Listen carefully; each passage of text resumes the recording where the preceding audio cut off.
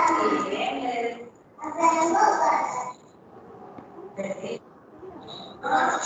are able to see your screen. You can see it, right? Yeah, yeah. Okay.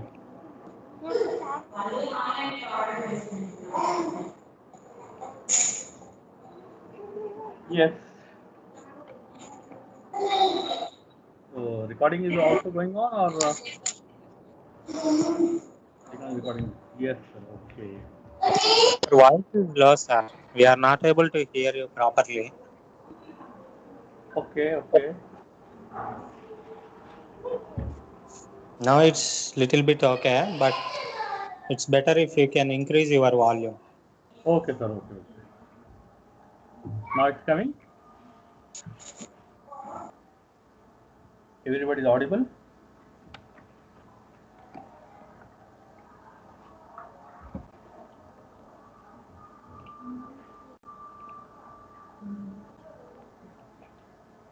Yes. Now.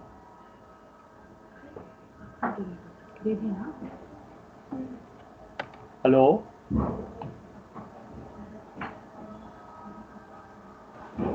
It's audible now. You can continue. Okay. So continuing from the last session, that what we have seen some introductory part of the data warehousing and data mining.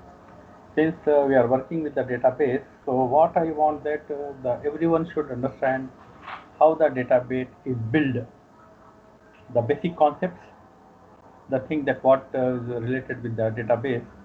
So I start from the basic needs, how a database can be formed.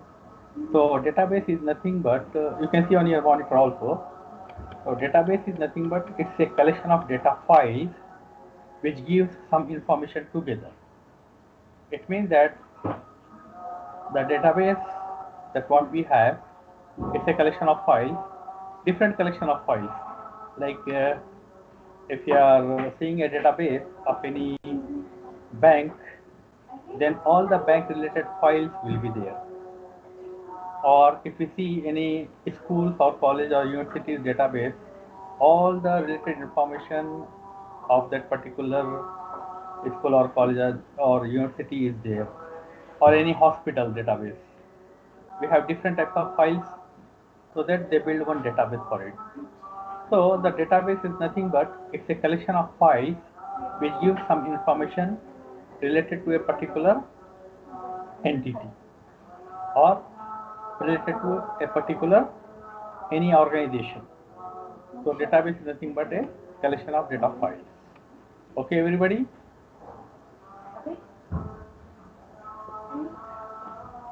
Then come to the thing how a data file is formed. So a data file is nothing but collection of data records. Okay. So if we see any example, a data file have a particular record which is helpful for finding any information from it. Like if you are seeing a bank data file, so it has different records in it.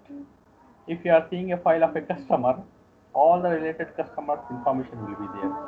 Or any bank loan file is there, then we can see all the customers who took the loan from the bank. Or any type of record file that is related with particular records which are available into the file. So data file is nothing but a collection of records. Okay. Then come to the thing how a record forms. So a data record is nothing but collection of fields, data fields. So if we took any one record, then it has different types of fields.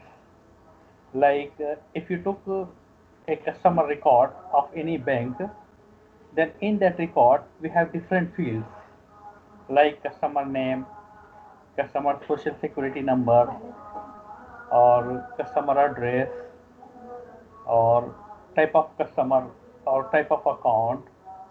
So many things are there which are related to one particular record. Okay, so data record is nothing but a collection of different fields. Then how a data field can be formed? So data field is nothing but a collection of characters which gives one particular entity's existence. Like if I see the data field in a data record, like customer name or social security number, it's a different field that what we have, which is made with the help of characters. If I see any customer name, then it is a character set from A to Z. If I see any social security number of any customer, it's a collection of characters from 0 to 9, like that. So data field is nothing but is a collection of characters. Okay, then how a character will be there? How a character will is nothing but from A to Z. So A is a nothing but its collection of bits, zeros and ones. So a bit is nothing but a collection of zeros and ones. So this is what the hierarchy of a database, how it is formed.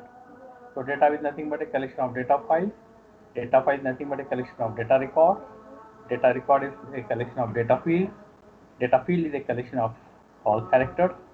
Then character is a collection of bits. And bits that what we have is the zeros and ones. So this is what we have the hierarchy of a database. That's what we have to play with it in the data warehousing and data mining. Is the base that is one should know how a database can be formed. So I hope everybody clear, huh? Any doubt here? Yeah, it's clear, Kadir. Okay. Now come to the second one. That what we have here is the come to the actual part of our database. So whenever we are working with the database, so data abstraction is the most important thing that what we have to see. It means that the major purpose of the database system is to provide users with an abstract view of the data. What is the abstract? We will see in detail. That is, the system hides certain details of how the data is stored and maintained. Okay. Nobody will use the whole database. It uses only a part of the data. It's the abstract view of the data that they have to use and they have to play with it. Nobody will use the complete databases. So we have different types of abstraction. So that we will see in detail. So data abstraction nothing but is the view of the data that what we have in the database. So in order for the system to be usable, data must be retrieved efficiently. This is what we have the data abstraction. Now we will see in detail how the data is there. But so many people who are working with the computer system, they are not computer trained. So what we define here is that in the data abstraction, we have different levels that we have to see. So here you see the second point, the many users of the databases, they are not computer trained. They don't know what is the behind things. All the things which are hidden, they don't know. So they have to see only a part of the data and they will work with that data only. So in the data abstraction, here we have three levels. We have to see in each and every level what it is, how it is. So you see the second point, many DB system users are not computer trained. The complexity is hidden from them through several levels of abstraction in order to simplify their interaction with the system. So the abstraction that what we have here is three levels are there: physical level, conceptual level, view level. You will see in detail what are the different levels are there. Now come to the physical level. So the lowest level, here they have categorized all. The lowest level of abstraction describes how the data are actually stored. How the data are actually stored. We will see in detail all this. How the data is actually stored is nothing but the physical level. At the physical level, all complex low-level data structures are described in detail. The designing part of the data. What are the data? How is it defining all this? Then comes the second one, conceptual level. The next high level is of abstraction is describe what data are actually stored in the database. First one is the how the data is stored. Then second one is the what the data is actually stored and the relationships that exist among the data. So this is very important since we are not using only one field. So in the database, so what the data is actually stored and how the data is actually stored and the relationship among the data items is very important. So what the data are actually stored and relationship among them, it comes into the conceptual level. The third level is view level. The highest level of abstraction describes only part of the entire database. Only part of the entire database. So here we can see the levels, the physical level, main thing.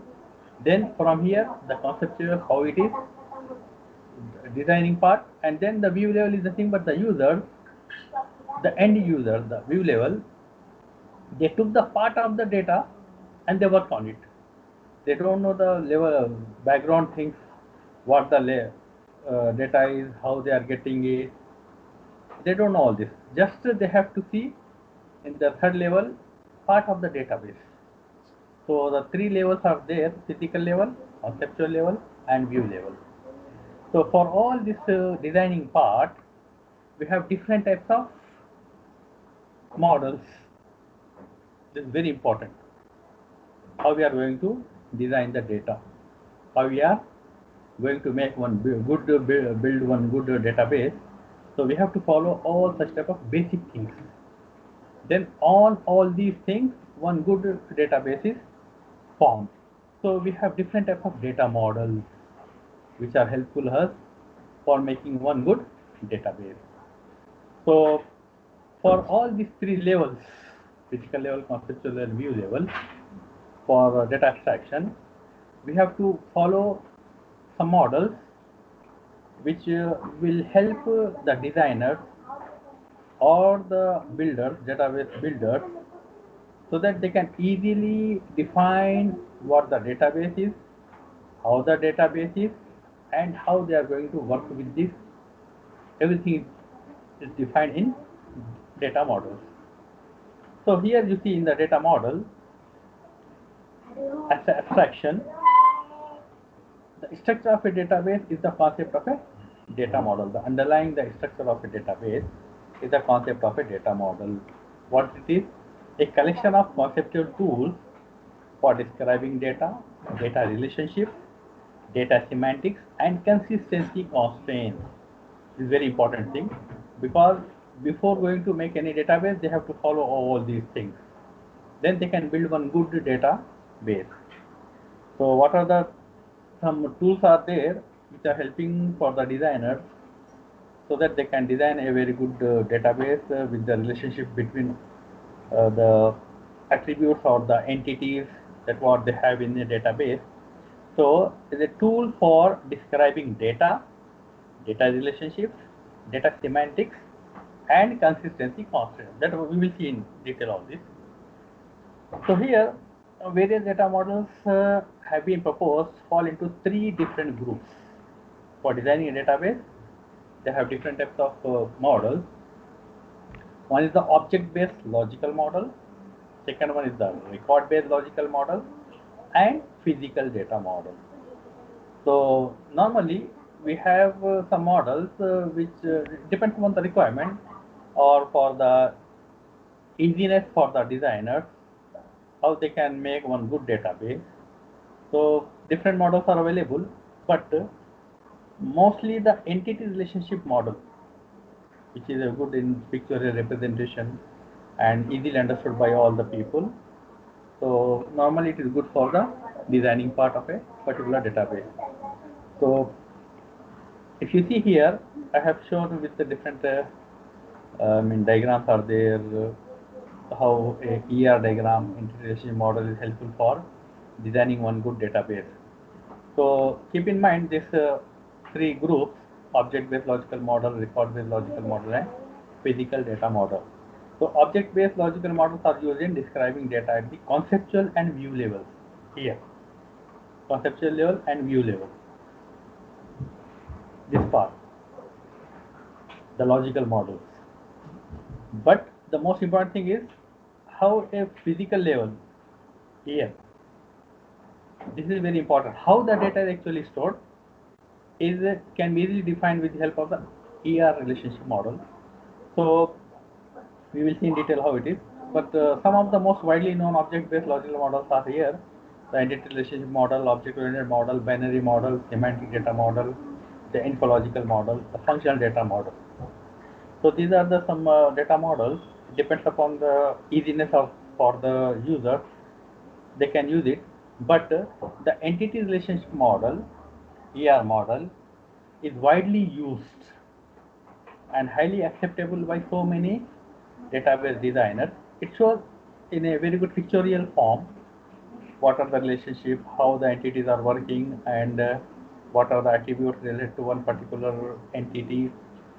It can show very easily in a pictorial form. So here you see, after all these models, the entity relationship model has gained acceptance in DB design and is widely used in the practice. So for designing of any database, that what here we have, so we will see in detail how this entity relationship is helpful. So I am also taking this ER model because it's widely acceptable for so many database designers. So we will see how it is and how it works and how it shows pictorially the relationship between the entities and the relationship, how it is, which type of relationship it is, and how it is helpful for designing one particular good database.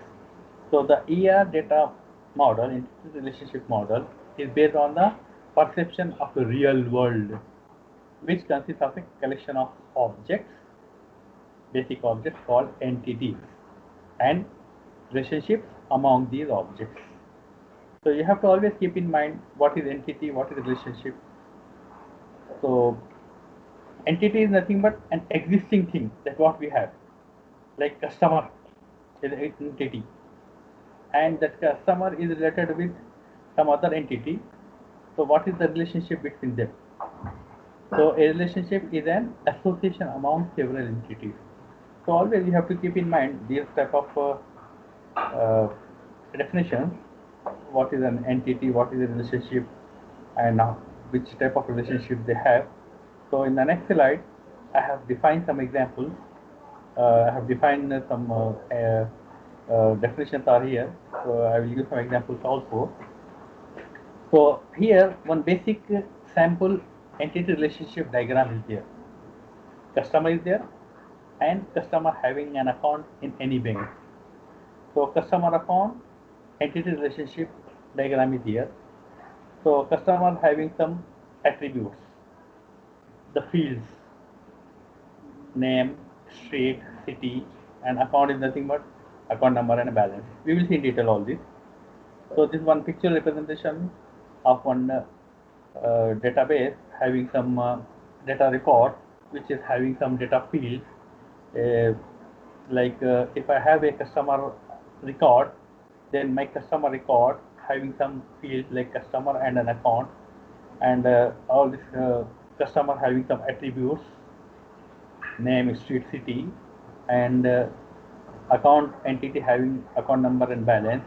And in this customer and account, there is a relationship which is shown in diamond box, and it gives one name, cust account, that is customer account. So this is a relationship between customer and account, and we are having some lines in between. So that we will see in detail what are the lines and how it is formed. This is very important for the designers, that how this designing part takes place. Like rectangles also there. This is a rectangle, that what we have. What it shows, entity set. Whenever we are seeing any rectangle, it is one entity. Customer is an entity, account is an entity. And this ellipse, okay, everybody can see it, ellipse.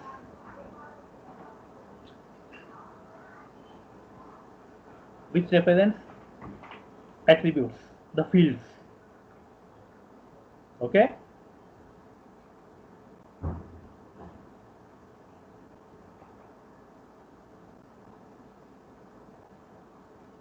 Are you audible? Yeah, yes, sir. Then we have one diamond. You are audible, but I cannot able to see your screen. I have shared it. Check it. We are in data model screen right now. Think suddenly my screen became empty. And I would not seeing nothing. Data model Right screen. now, data models screen we are seeing.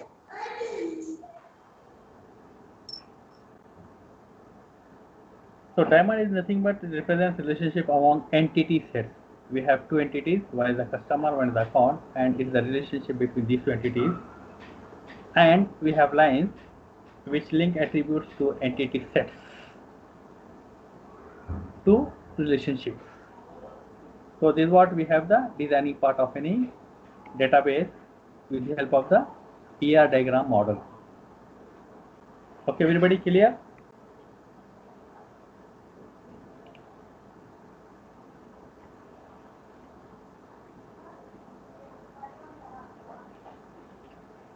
Now, Yeah, you can continue.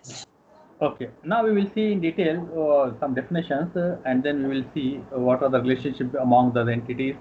So here entity and entity sets.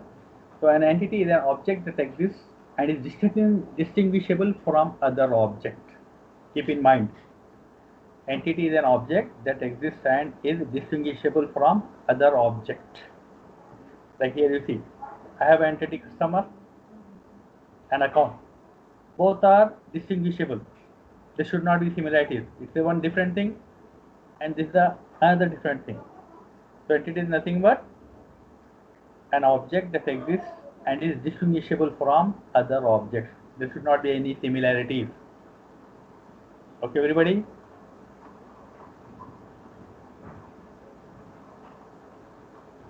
Now, an entity set is a set of entities of the same type. Okay, customer is there, then all the related entity set of that particular customer. An entity is represented by a set of attributes, the fields that what we have in common term, attributes, which shows in the ellipse, all attributes. Okay, so this was the information related to entities. And similarly, relationships and relationship sets. What is the relationship between the entities? So a relationship is an association among several entities. You see, this is very important. Relationship among entities. Okay, so this is a relationship among the entities, and relationship set is a set of relationships of the same type. So here, one customer is related with an account. So many customers having the same type. All the customers, they are related with the account. So customer account relationship is there with the help of the diamond. So this is what the relationship and the relationship sets.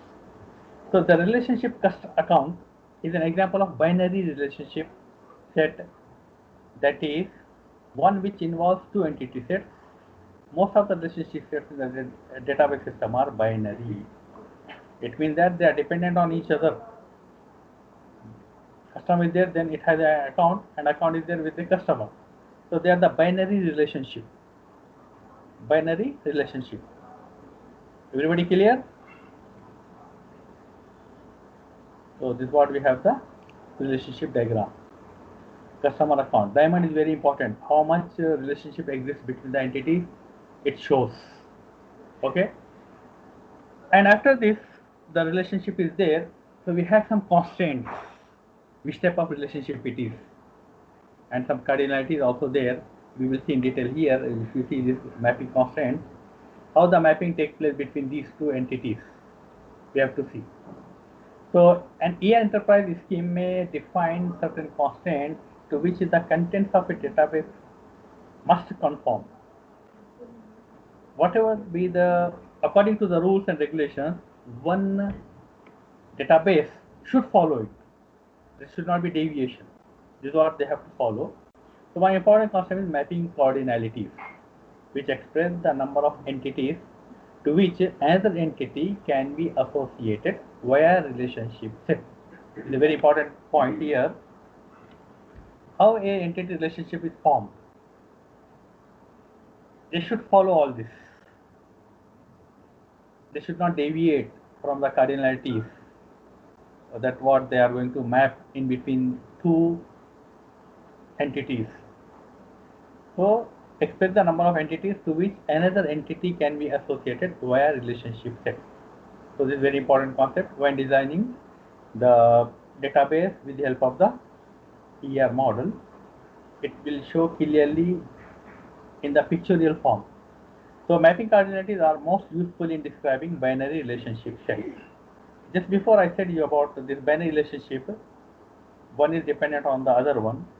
So these mapping cardinalities are very helpful and most useful for describing this relationship between the sets. We will see in detail all this. For binary relationship set R, suppose if we took one set R between entity sets A and B, the mapping cardinality must be one of the following. Please keep in mind how the relationship exists between these entities. These entities we are having here, what is the relationship? With the help of the mapping cardinalities, we can see easily. So what is the relationship here? We don't know right now. We will see. We have here customer, we have here account. But which type of relationship they have? So we are having here 4 types. For binary relationship set R between entity sets A and B, you see here, one is customer set A, one is account set B. What is the relationship in between? How we can know? We have here some mapping cardinalities must be one of the following. That is one-to-one relationship, one-to-many relationship, many-to-one relationship, or many-to-many relationship. That we will see in detail right now, because the actual part is not here. What is the relationship, how it is formed. So keep in mind always the relationship between the entities in one database system. We have 4: one-to-one, one-to-many, many-to-one, and many-to-many. Okay, everybody clear?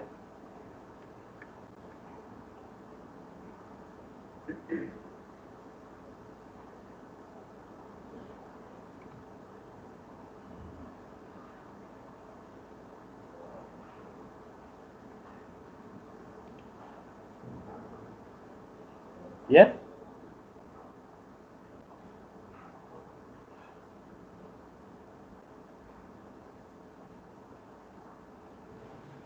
Yes, you can continue. Good. So now come to the first one, one-to-one relationship. So here we define it as an entity in A, set A, is associated with at most one entity in B, and an entity in B is associated with at most one entity in A. One-to-one relationship. It means that when we have one set A entity and the one set B of entity, there should be at least one relationship. Like here you see the diagram of the AR diagram with the help of the one-to-one relationship. When we have one customer here, one customer at least should have an account. At least should have an account. So it's a one-to-one relationship. Like if I am having one account in my bank, that is saving bank account, I am with the customer and I am having one account. That is one-to-one relationship I am having in the bank. So it comes under one-to-one relationship. At least I am having one account so that I can relate it with my bank.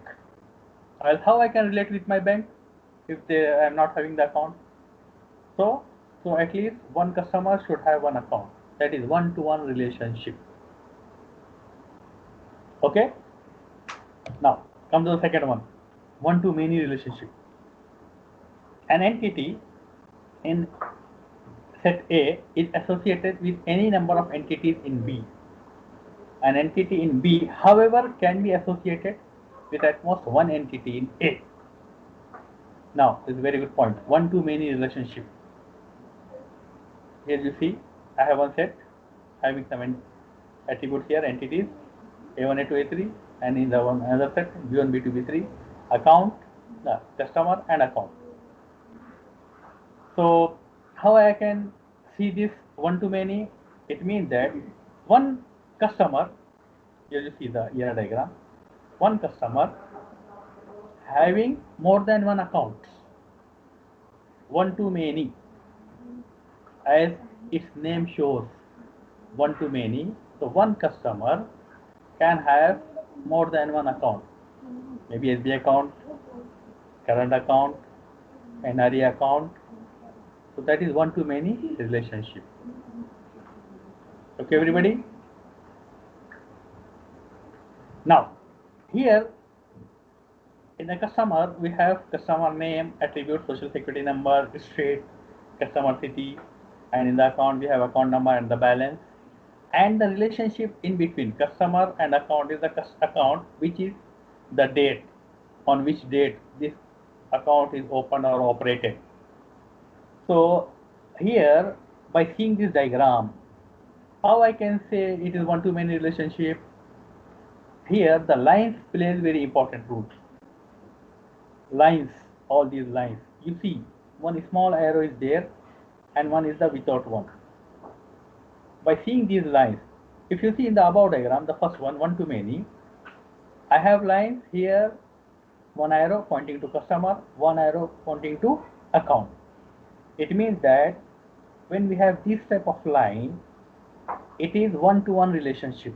One customer having one account. Okay. Now, when we are going to the second one, one-to-many, customer is there, but it has many accounts without arrow mark. One line is there, which is pointing to different accounts here. One-to-many. Okay, everybody. So here, by seeing these lines, we can see that what's the relationship between one entity with the other one. Everybody clear?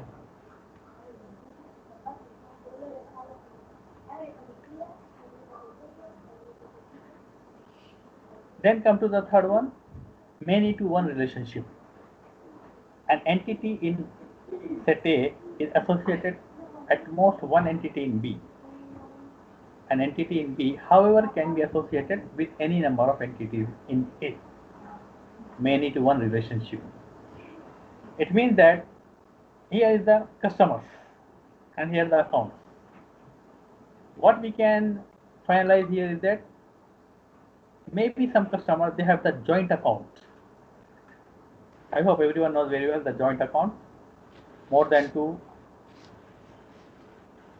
customers can have an account. So that is many to one relationship. Many to one relationship here we have. So this many to one relationship, by seeing this entity relationship diagram, we can see here the arrow is pointing to account, one account only, but having more customers. That is, many customers are related with one account. It means that this account is a joint account. Okay, everybody, many to one relationship. Clear? Any doubt?